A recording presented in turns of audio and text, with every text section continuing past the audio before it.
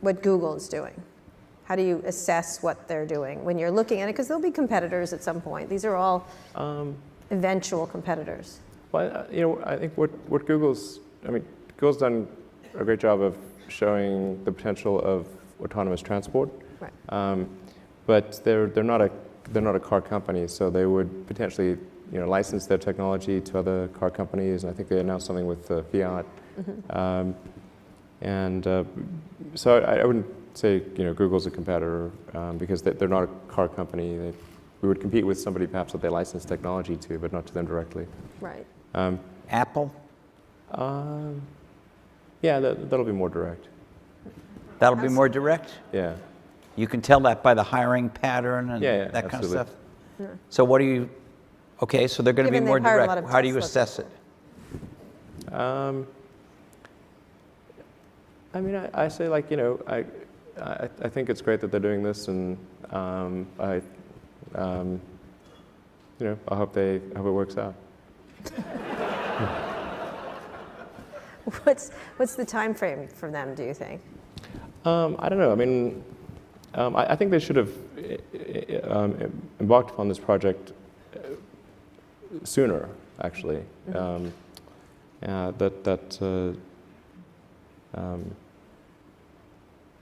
But I don't know.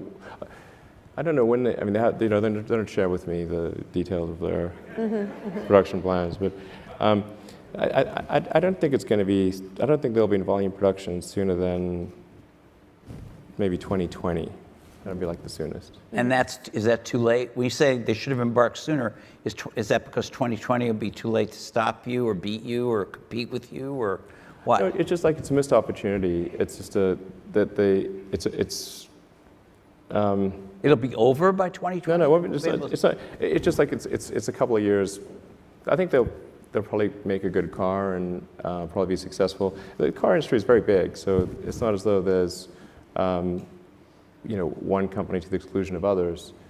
There's like a dozen car companies in the world of significance. So, and the most that any company has is approximately 10% market share. So it's not like somebody comes up with a car and they're suddenly they kill everyone else. It's not that way. And the sheer scale of automotive manufacturing is just. It's hard to appreciate until you see the plants. They're gigantic. Yeah, like the industrial, I have seen the plants. Yeah, the sheer size of the industrial infrastructure is staggering. Not just the assembly plant, but everything else that goes. Yeah, the supply chain, exactly. The assembly plant is just a little engine tip of the plant. iceberg, really. Yeah, The assembly plant is literally the tip of the iceberg. Phenomenal. The supply chain is, once you go to tier 2, tier 3, tier 4 suppliers, that's probably an order of magnitude more than the final assembly. So you think Google will not be a competitor? Apple probably will be a direct competitor. Yeah, sure. What about the car companies? I think they'll all be competitors. Yeah, sure. Who do you see out there that has done a nice job so far? Mercedes or GM? Of what? Of a competitive car. Of the incumbents. A potentially competitive car, I guess. I don't think any of the car companies thus far have made a really great electric car. You tell me if you disagree, but I don't think yet that any of them have made a great electric car. Okay. They, presumably will continue to improve on what they've done so far, and then at some point they may make a car that's a great car, but no, they haven't done that yet. Can I ask you about batteries for a second? Yeah, sure. So you're building this gigafactory, right? It's built. It's not completely built. Okay, but part of it's up and running. A big chunk of it's built, yeah. Part of it's up and running. It's a really gigantic thing. It's like when the gigafactory's done, it'll be the largest footprint building of any kind in the world.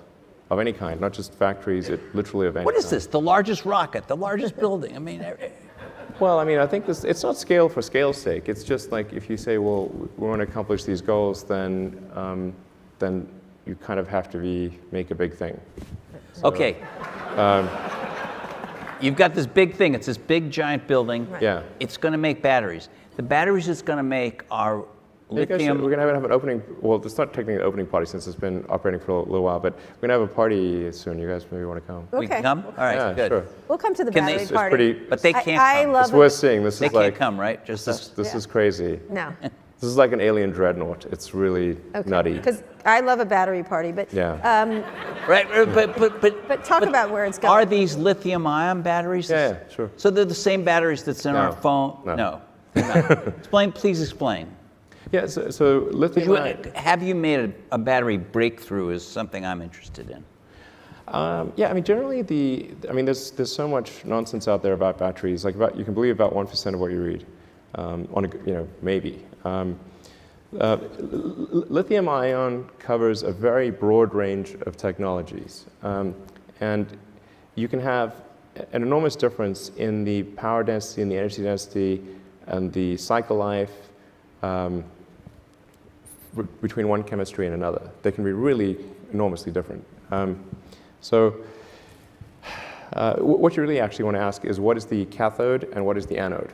Right. So in our case, That's right. Okay.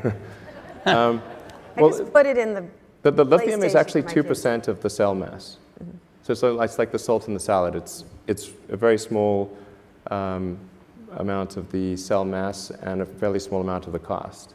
But it sounds like it's big because it's called lithium ion, but it really, like our battery should be called nickel graphite because it's mostly nickel and graphite.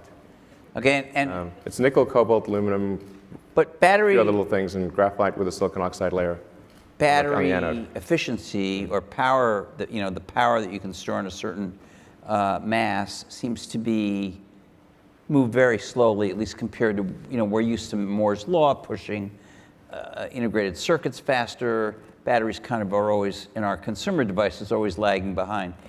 You've built this giant thing, the biggest building in the world has ever seen. It's not fully built, but yes, it's You're building pretty the big biggest chunk is building the built. world So has yeah, ever yeah, seen. yeah. To make batteries. Your whole business depends on batteries in these cars. Have you figured out a way to do some significant increase in the yield of energy from a given amount of space in the battery? Well, yeah, I mean, the energy density is increasing sort of maybe on the order of like 5-ish% per year. And it doesn't sound like much, but you add that up over a number of years with compound interest, it ends up being quite a significant number. And a lot of people sort of think that, oh, well, we just sort of cobbled together some laptop batteries and somehow made a great car. If it was that easy, then I think we would have quite a few competitors who did the same thing. But it's really quite a lot harder than that. It's a cylindrical form factor, but the internals of the battery are quite different from what you would find in a laptop. And will be increasingly different with what's built at the Gigafactory, which is highly optimized for automotive, and has improved energy density. But mostly, it's not the energy density that's the issue, because you can buy, if you buy a Model S today, the range is around 300 miles, and that's quite a lot. So it's pretty rare that people really need to go more than 300 miles at a time without stopping. Right. So I don't think we really have a range issue. And we could make a 400-mile range car today. Like, that wouldn't be too big of a deal. So what really matters is decreasing the cost per unit of energy of the battery packs, so you can make the car affordable. That's actually the important thing. So there's really two main dimensions along which cost optimization and making something available to the mass market can be achieved. One is design iteration, going through multiple versions of something, and then the other is economies of scale. And you kind of need both of those things in order to make a compelling mass market product. And you look at like cell phones and how many design iterations have we gone through with cell phones, and look at the scale at which they're made, which is enormous. And that's what enables everyone to have a supercomputer in their pocket. So speaking of that, the sales, when we're talking about the sales, you have booked how many orders for It's on the order of 400,000. 400,000. So 400, yeah, obviously, consumer interest and a promise. A lot of it around you, around the idea of you and Tesla and the excitement. They're not booking. It was quite surprising, actually. I mean, because we didn't do any advertising, or there was no guerrilla marketing or anything. It was just basically like, yeah, we're going to have this webcast. There were only about 1,000 people in the audience, and it really caught us by surprise. But I think, when you have a product that really resonates with customers, the word of mouth grows like wildfire.